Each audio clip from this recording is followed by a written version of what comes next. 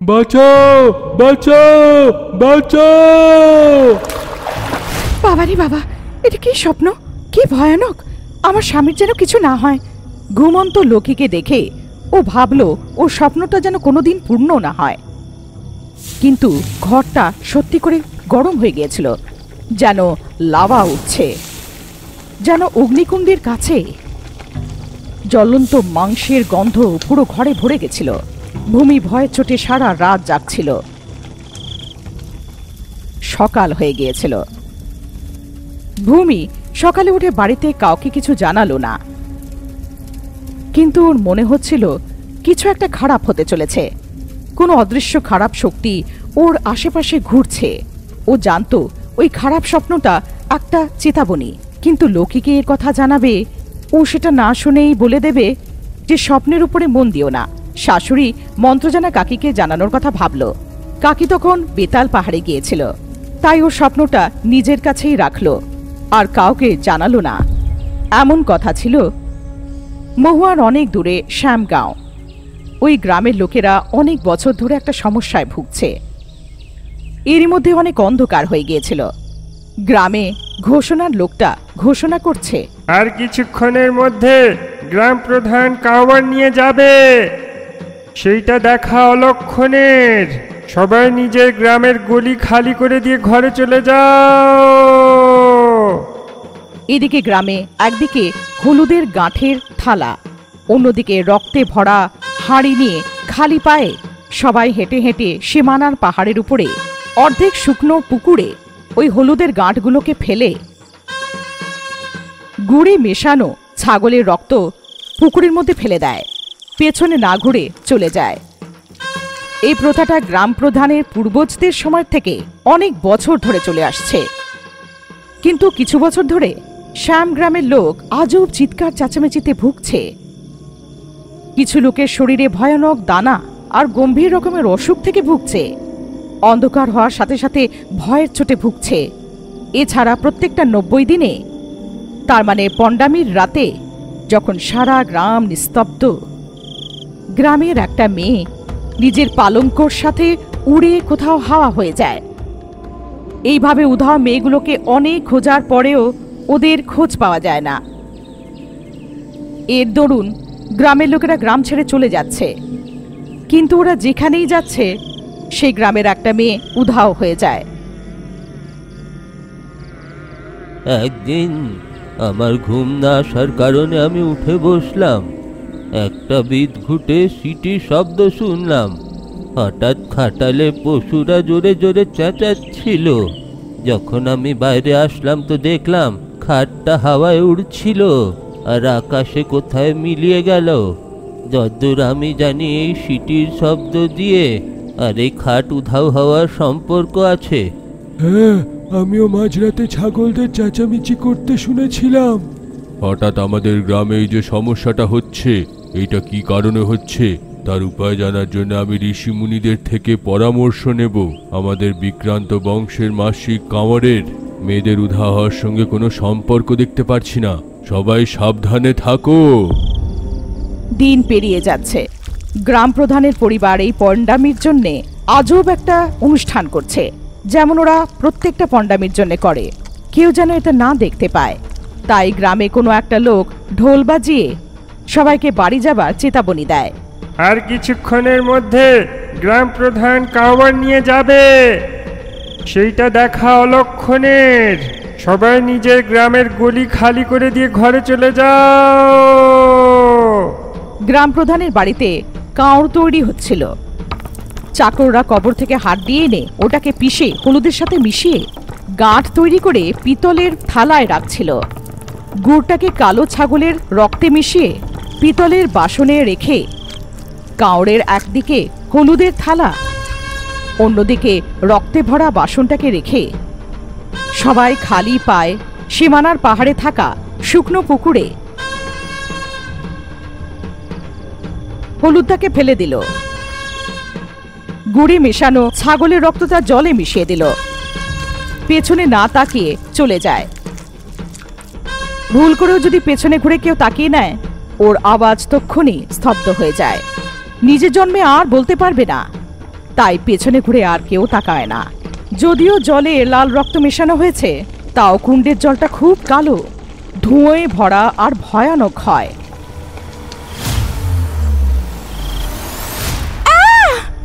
ঘুমন্ত লোকিকে জাগিয়ে দিল, নিজের দুঃস্বপ্নের কথা ওকে জানালো, কিন্তু লোকি ওটাকে পাত্তা দিল না। স্বপ্নতে কোনো কোনো সময় এমন খারাপ স্বপ্ন আসে, এত ওতে জোর দিও না, তুমি ঘুমিয়ে পড়ো। আমার কথা বলে লোকি ঘুমিয়ে পড়ল। বাইরে কুকুররা ঘেউ ঘেউ করছে, যেন ওরা কাঁদছে। পরের দিন মন্ত্রজানা কাকি যখন বেতাল পাহাড় থেকে নেবে সীমানার রাস্তায় বেড়াল ভূতের সাথে ফিরছিল, শামগ্রামের গ্রাম প্রধান গরুর গাড়ি করে সামনে আসলো। আপনার বাড়িতে গিয়ে আমি জানতে পারলাম আপনি বেতাল পাহাড়ে গেছেন। আমরা দেখা করতে সেইখানেই আসছিলাম, ভাগ্য করে আপনিই এসে পড়লেন। গ্রামের বিচিত্র সমস্যার কথা বিস্তারিতভাবে জানিয়ে দিল। মন্ত্রজানা কাকিকে নিজের সাথে নিয়ে গিয়ে শ্যামগ্রামের জন্য রওনা দিল। বেড়াল ভূত ওর পেছনে হাওয়ায় উড়ে যাচ্ছিল। গ্রামে একটা মেয়ে পালঙ্কের সাথে উধাও হয়েছে। সেই রাতে ঠিক 90 দিন হয়ে গিয়েছিল। এটা পণ্ডামির রাত। গ্রাম নিস্তব্ধ ছিল। মন্ত্রজানা কাকি মন্ত্রিত আটাটাকে প্রত্যেকটা বাড়ির দরজায় ঢেলে কোনো খারাপ ভূতরে আত্মাকে ঘরে প্রবেশ করার থেকে থামিয়ে গ্রামের মধ্যিখানে বেড়াল ভূতের সাথে দাঁড়িয়ে রক্ষা করছিল। মধ্যরাত্রির পরে আজব একটা সিটি মারার আওয়াজ আসে, যেটা শুনে ছাগলরা আজবভাবে চিৎকার করতে শুরু করে। মন্ত্রজানা কাকির দেখা দেখি মেয়েটা পালঙ্কের সাথে আকাশে উঠছিল। গাবরা জামান গাবরা জামান জো মন্ত্র পড়ে মন্ত্রজানা দণ্ডটা হাওয়ায় ছুঁড়ে ফেলল। মন্ত্রদণ্ডটা পালঙ্কটা থেকে থামাতে যাচ্ছিল। বেড়াল ভূত নিজের ল্যাজটাকে লম্বা করে পালঙ্কটা টানছিল। মেয়েটার উপরে জল ছেটানোর পরে মেয়েটা চোখ খোলে।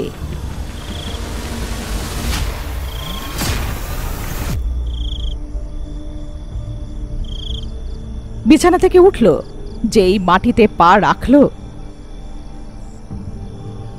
সারা শরীরে আগুন ধরে যায়। কাকির দেখার সাথে সাথে জ্বলে ভস্ম হয়ে গেল। সীমানার জলের উপরে পাতাল কুণ্ডে জ্বলন্ত প্রতীক জলের উপরে চকচক করে উঠল আর উধাও হয়ে গেল।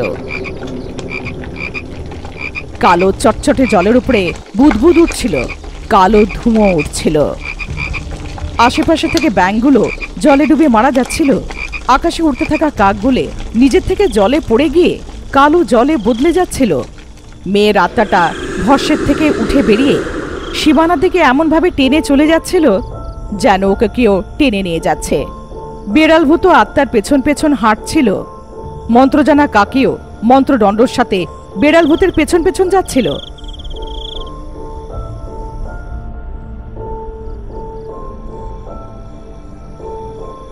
মেয়েটার আত্মাটাকে পাতাল কুণ্ড গিলে ফেলল।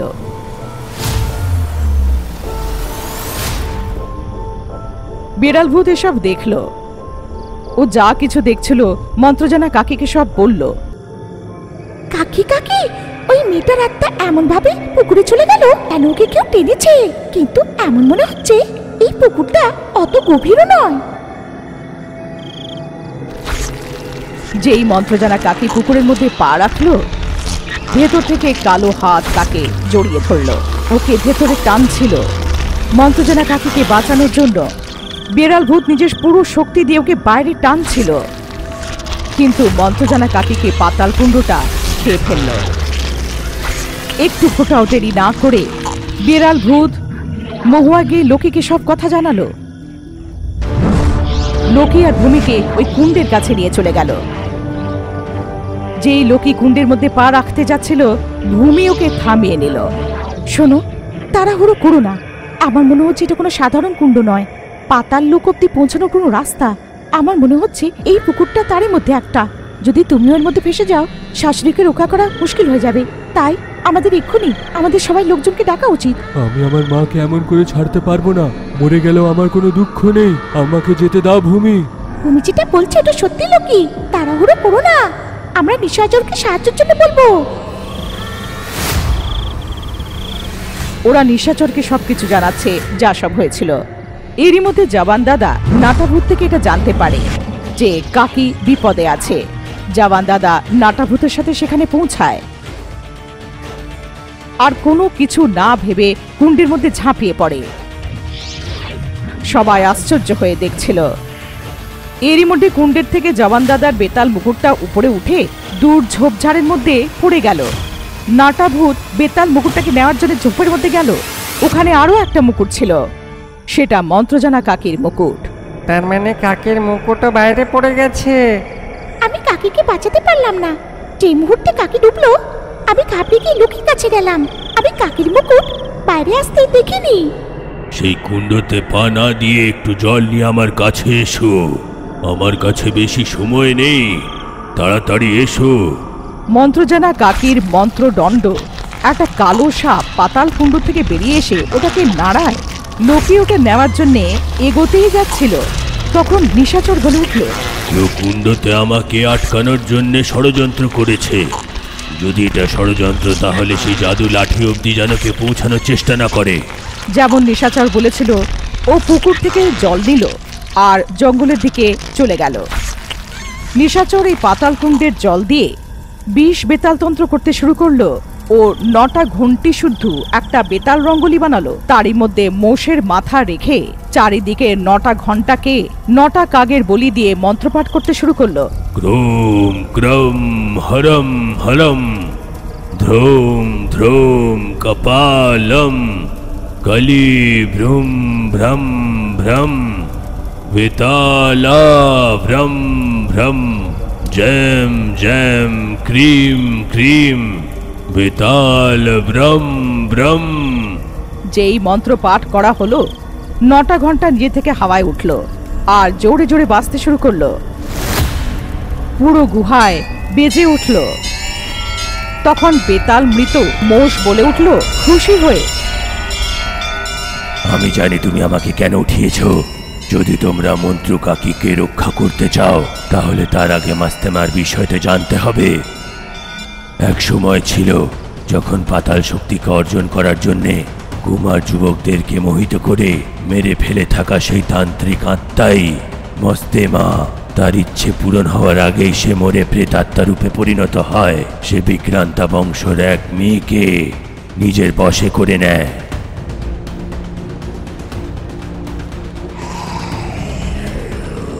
আর তাকে মাধ্যম বানিয়ে 901টা পুরুষের বলি দিয়ে নিজের অতৃপ্ত ইচ্ছেকে পুরো করার জন্যে পাতাল লোকের শক্তিকে অর্জন করতে চাইতো।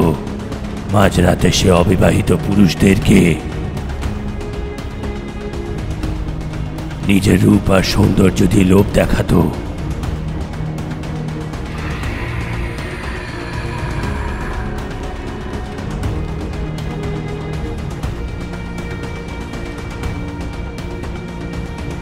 ওদেরকে সেই সীমাতে নিয়ে যেত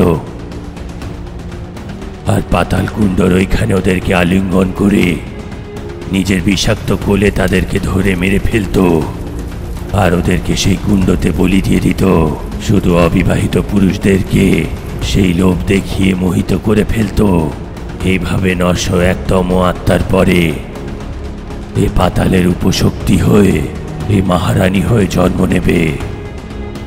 এই মৃত আত্মার পাতাল লোকের ভূতদের উপরে শাসন করবে। কিন্তু গ্রামের লোকেরা উধাও হচ্ছে, তার সঙ্গে অবিবাহিত পুরুষরা উধাও হচ্ছে। তাই গ্রাম প্রধান কিছু লোকেদের উপরে নজর রাখালো।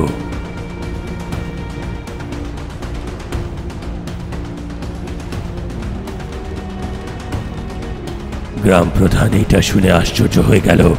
উধাও হয়ে থাকা পুরুষদের মৃত্যুর কারক তার শেষ সন্তান ছিল। যখন সে জানতে পারে তার মেয়ের উপরে ভূতের ছায়া আছে আর সেই সব করছে, তখন সে মহারিষির কাছে সাহায্য চায়। একদিন এইভাবে অমাবস্যা রাতে গ্রাম প্রধান ঋষির সঙ্গে চুপচাপ পাহাড়ে থাকা সেই কুণ্ডর কাছে গিয়ে নিজের মেয়ের আলিঙ্গনে সেই লোককে পুড়ে মরতে দেখে। এইটা কোনো সাধারণ প্রেতাত্মা নয়, খুবই শক্তিশালী প্রেতাত্মা। আপনার মেয়েকে বাঁচানো প্রায় অসম্ভব। ওর হাতে কেউ শিকার হয়ে যাওয়ার আগে ওকে আপনি দয়া করে মেরে ফেলুন স্বামীজি।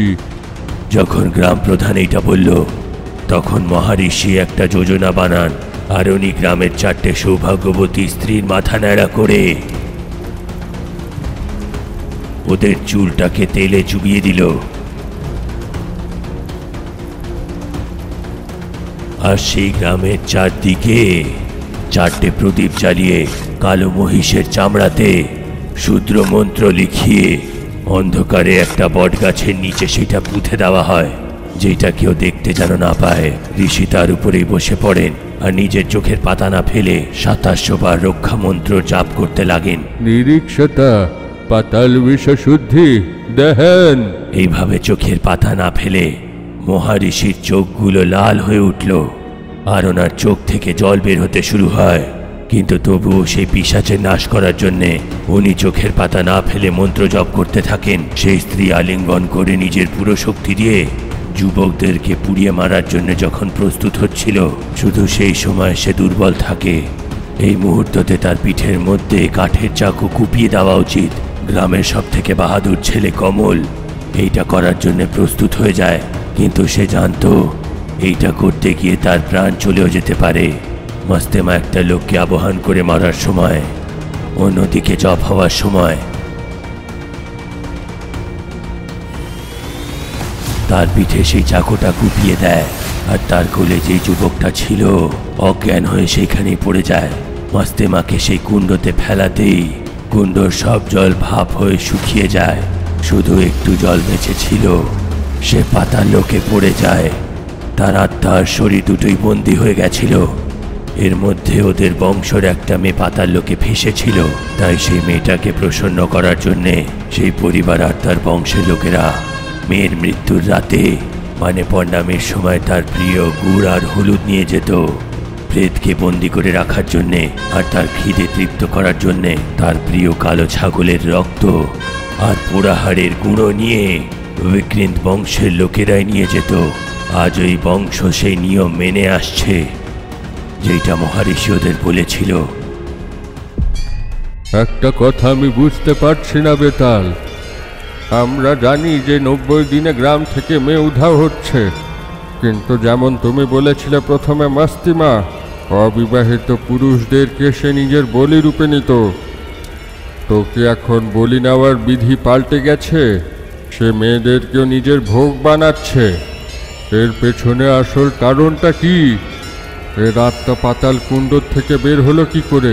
কে তাকে ছাড়া দিল? এর কারণ হলো ক্রুধিমা। আত্মা বন্দী হয়ে যাওয়ার পরে মস্তিমা নিজের শরীর হারিয়ে ফেলে। এখন সে নিজের শক্তি অর্জন করার জন্যে ওই মেয়েগুলোর আত্মা শক্তির দরকার আছে, তাই সে প্রত্যেক 90 দিনে একটা মেয়ের বলি নিচ্ছে। অনেক দিন আগে যখন ভূমি মন্ত্রকাকে রক্ষা করার জন্যে ক্রুধিমার গুহাতে গেছিল, তখন সে নিজের কানের একটা মুদ্রা হারিয়ে ফেলে। ক্রুধিমা পাতালে প্রবেশ করার জন্য এইটাকে ব্যবহার করে, কারণ ভূমির কাছেও পাতাল শক্তি আছে। কিন্তু মস্তিমাকে বাইরে আনার জন্য পাতাল শক্তি যথেষ্ট নয়, কিংবা একটা মেয়ের গয়না যথেষ্ট নয়। মস্তিমাকে শুধু সেই বংশের আবাহন করে পাতাল থেকে বাইরে বের করা যাবে যারা ওকে বন্দি করেছিল। তাই ক্রুধিমা একটা ভালো দিদার রূপ নিয়ে নিজের চেহারা পাল্টে বর্তমান বিক্রান্ত বংশের মেয়েকে আশ্বাস তো দেয় যে সে তার মৃত মায়ের আত্মাকে নিয়ে আসবে আর ওনার সঙ্গে কথা বলাবে। তাকে সেই সীমাতে থাকা পাতাল কুণ্ডতে নিয়ে যায়। আমি কি সত্যি আমার মায়ের আত্মার সাথে কথা বলতে পারি, যে অনেক আগে মারা গেছিল দাদি? নিশ্চয়ই, আমাকে বিশ্বাস করো। আমি তোমাকে বিশ্বাস করি ঘরে কাউকে না জানিয়ে তোমার পেছনে চলে এসেছি। সত্যি আমার মাকে দেখতে পারবো? নিশ্চয়ই, আমাকে বিশ্বাস করো। আমি তোমাকে প্রতারণা করলে আমি কি পাবো? তোমার থেকে সোনা রূপো পাওয়ার আমার কোনো ইচ্ছা নেই। আমার কাছে অনেক টাকা পয়সা। নাও, এই কানের দুলটা নয়, এটা নিজের হাতে কুণ্ডের মধ্যে ফেলে দাও। তারপরে আমি যেটা তোমাকে বলেছি সেটা বলো, আর কুণ্ডের মধ্যে পা রাখো। আমার পূর্বজদের ভুলকে ক্ষমা করো। আমি তোমাকে মুক্ত করছি। বৃকুন্তা কুলে জন্মে আমি তোমাকে মুক্ত করছি। বাইরে এসো। আর এই বলে কুণ্ডর জলে পা দেওয়াতেই রামা ভস্ম হয়ে যায় আর মস্তিমার আত্মা বাইরে এসে যায়। প্রতিমা একটা চুক্তি করে যে মস্তিমাকে সে মুক্তি দিয়ে আর তার সাহায্যে মন্ত্রকাকিকে মারবে, কিন্তু মস্তিমা 901 লোকের বলি দেওয়ার সেই যে ক্রিয়াটা অর্ধেক রয়ে গেছিল সেই শক্তিকে আবার অর্জন করার জন্যে যেদিন তা শেষ হয়েছিল সেই পণ্ডায়মির সময়তে 34টা মেয়েকে আর পাতাল লোকে যেই শরীরকে সে বশে করেছিল সেই শরীরটাকে বলি দিলে ফেরত সে অন্য কাউকে আবহন করার শক্তিটা আবার অর্জন করবে। এটাই কারণ প্রত্যেক 90 দিনে গ্রামের মেয়েদেরকে নিজের পাতাল শক্তি দিয়ে অপহরণ করে নেয় সে। ভূমির কানের দুল পাতাল লোকের প্রবেশদ্বার হয়েছে, কিন্তু মস্তিমাকে পাতাল কুণ্ডর থেকে মুক্ত করানোর কারণে ভূমি নিজের প্রিয় স্বামীর ব্যাপারে খারাপ স্বপ্ন দেখতে শুরু করে। বেতাল পাতাল শক্তিধারী মন্ত্রকাকি জোয়ান দাদাকে মস্তিমা নিজের হাত দিয়ে মারতে পারবে না, কিন্তু যার কাছে বেতালের মুকুট থাকবে না, পাতাল লোকে বেশিক্ষণ থাকলে ওদের শক্তির ক্ষয় হতে থাকে। অজ্ঞান অবস্থায় তারা ঘুমন্ত অবস্থায় মরে যাবে। তাই শ্রীভানু তলোয়ার অর্জন করে ওদের তাড়াতাড়ি বাঁচিয়ে নাও। তলোয়ারটা প্রাপ্ত করার পদ্ধতিটা বলে বেতাল অন্তর্ধান হয়ে গেল। ভূমি যে কোনোভাবে শাশুড়ি আর জবান দাদাকে বাঁচানোর জন্য দৃঢ় প্রতিজ্ঞা করল আর লোকের সাথে ধুলকুণ্ডুর জন্য বেরিয়ে পড়ল। এটা একটা নুনের মরুভূমি, যেখানে চারিদিকে সাদা নুন আর বিষাক্ত গ্যাস বেরোচ্ছিল। নুনের ভূত ঘুরছিল। বেতাল আর পাতালের শক্তিপ্রাপ্ত লোকি আর ভূমি না ভয় পেয়ে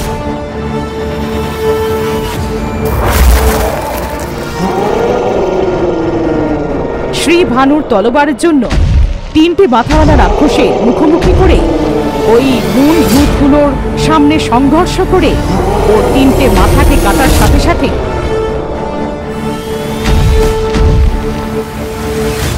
ধুলকুণ্ডের দরজা যেটার ওরা রক্ষা করছিল সেগুলো খুলে গেল।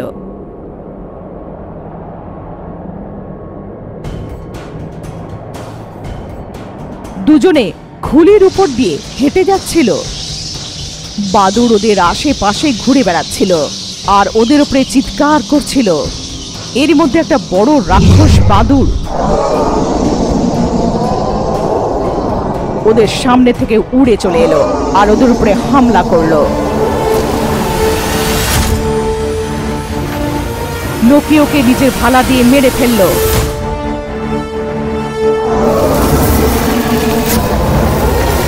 একটু এগোনোর পরে মৃত গর্ভবতীর হাতে চকচক করতে থাকা শ্রীভানুর তলোয়ার ছিল।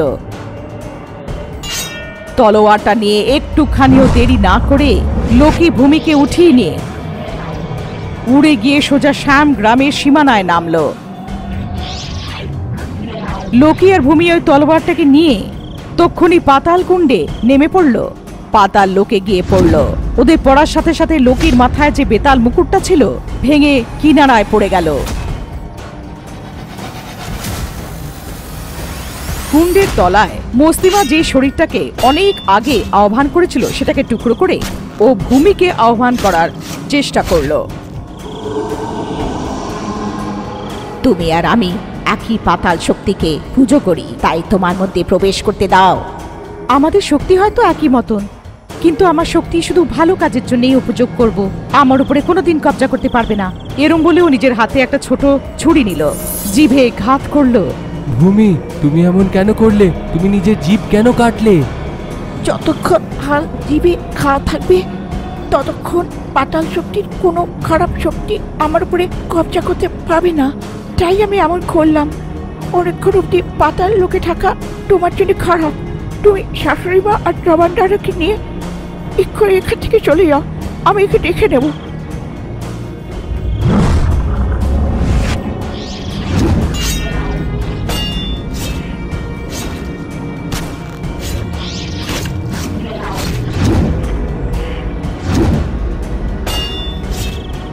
যেই ভূমি নিজের গলা কেটে দিল, হাওয়ায় ধুলোর মতন মিলিয়ে গেল মস্তিমা।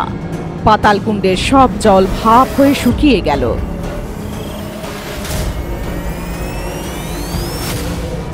কিংবা ওইগুলো বড় পাথর দিয়ে ঢেকে দিল। এরই মধ্যে বেড়াল ভূত জবা ফুল নিয়ে এসে মন্ত্রজানা কাকি আর জাবান দাদার নাকের কাছে নিয়ে গিয়ে ওটার গন্ধ শুকানোর সাথে সাথে দুজনে জেগে উঠল। সবাই খুশি হলো। সেই আজব সিটিওয়ালা গান আর কখনো শোনা যাবে না। ছাগলের কান্নার আওয়াজ কখনো শোনা যাবে না। গ্রামবাসীরা নিজেদের বাড়ির বাইরে দ্বীপ জ্বালিয়ে সীমানার আশেপাশে অনেক মৃত মেয়েদের জন্যে আর অবিবাহিত মেয়েদের আত্মার শান্তির জন্য প্রার্থনা করল। ওরা লোকি, ভূমি আর মন্ত্রজানা কাকি জওয়ান দাদাকে গ্রাম আর গ্রামবাসীদের বাঁচানোর জন্য ধন্যবাদ জ্ঞাপন করল। আবার থেকে মন্ত্রজানা কাকি নিজের মাথার উপরে বেতাল মুকুট পরে বেতাল পাহাড়ের দিকে হেঁটে চলে গেল।